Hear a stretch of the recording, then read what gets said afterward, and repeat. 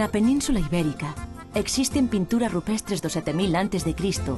que fan referencia á recolección de mel silvestre. Nos séculos posteriores, vistas as múltiples aplicacións deste produto e os seus derivados, foi necesaria a progresiva domesticación das abellas para mellorar o aproveitamento do seu traballo. As primeiras colmeas fabricadas polos humanos fixéronse en troncos ocos de árbores ou con lama e palla, buscando espazos atractivos para que as abellas se instalasen neles.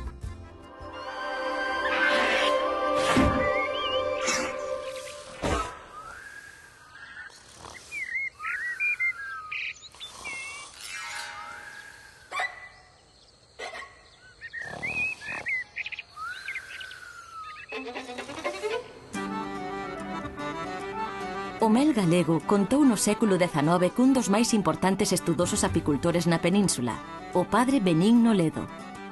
Este introduciu en 1880 a colmea Lallens, deixando para xeracións posteriores o seu curso práctico de apicultura, un exhaustivo e valioso manual sobre o universo apícola. A elaboración do mel é un proceso natural. O traballo que levan a cabo as abellas é o mesmo dende o principio dos tempos. O que se modificou foron os procesos que o ser humano leva a cabo para a súa obtención. O emprego de cortizos ou trobos como abelleiros foi sustituído progresivamente polas modernas colmeas, con panais movibles que permiten a manipulación e a observación directa.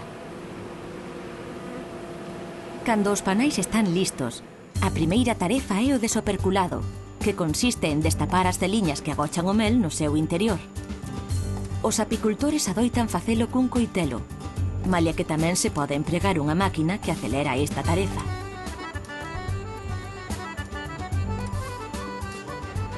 Daquela o mel está listo para sair das celiñas. Introdúcense os panais nun extractor que, grazas á súa forza centrífuga, provoca que o mel se desprenda.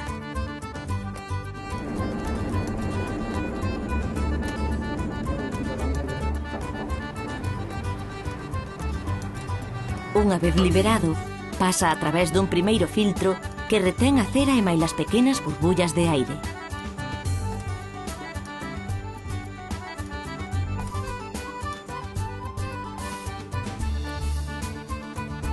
Para obter un mel sen impurezas, o proceso de decantación prolongarase entre 10 e 20 días.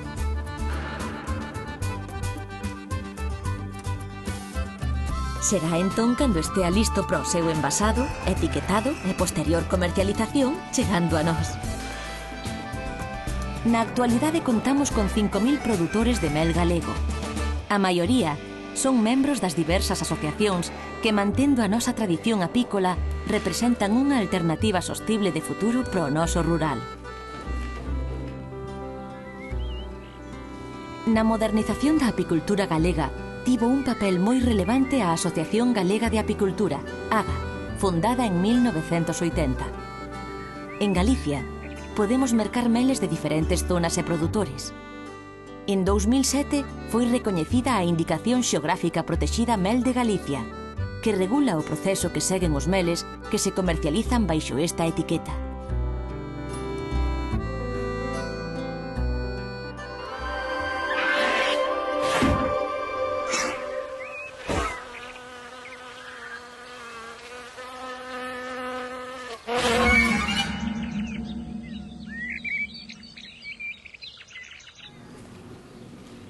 As abellas son o principal axente polinizador das plantas.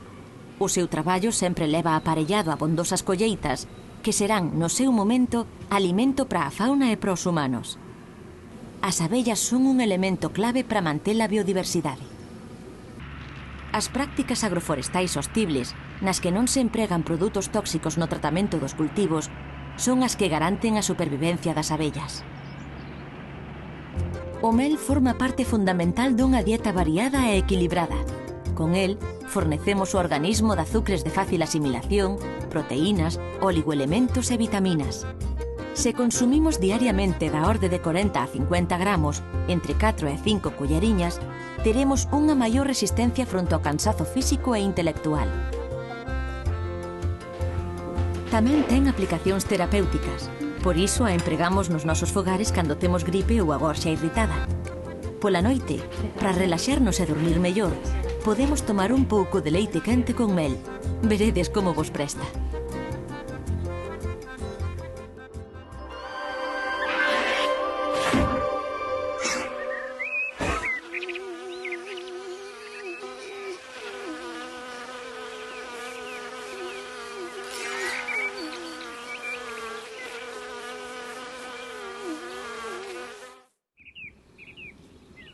As abellas chuchan o mel das plantas melíferas.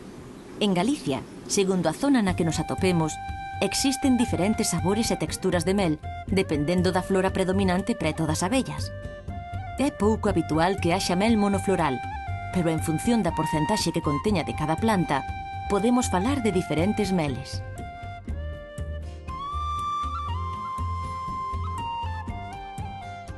Cando as abellas liban o néctar dun amplo abano de especies de flores, obtemos o mel de 1000 flores, que tamén variará o seu padal en función da cantidade de néctar empregado de cada especie.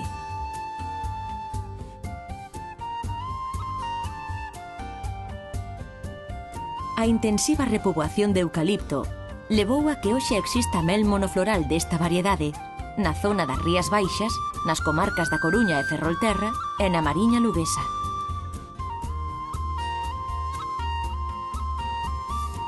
Nas comarcas galegas do interior, o castiñeiro é o responsable da produción dun mel escuro, de sabor intenso e arrecendo a flor.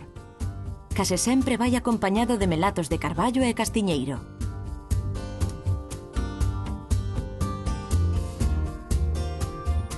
Moitas zonas de Galicia están cubertas de mato, e nelas atopamos a queiroga. Nas zonas de montaña prodúcese este mel escuro, de tons vermellos e sabor lixeiramente amargo.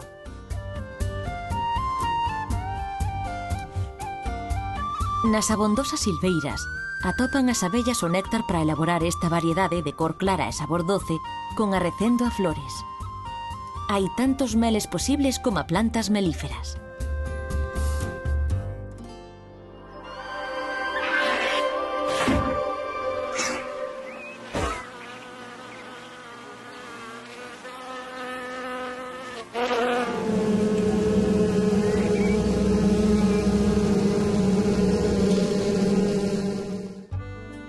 As posibilidades de degustación deste alimento son moi amplas.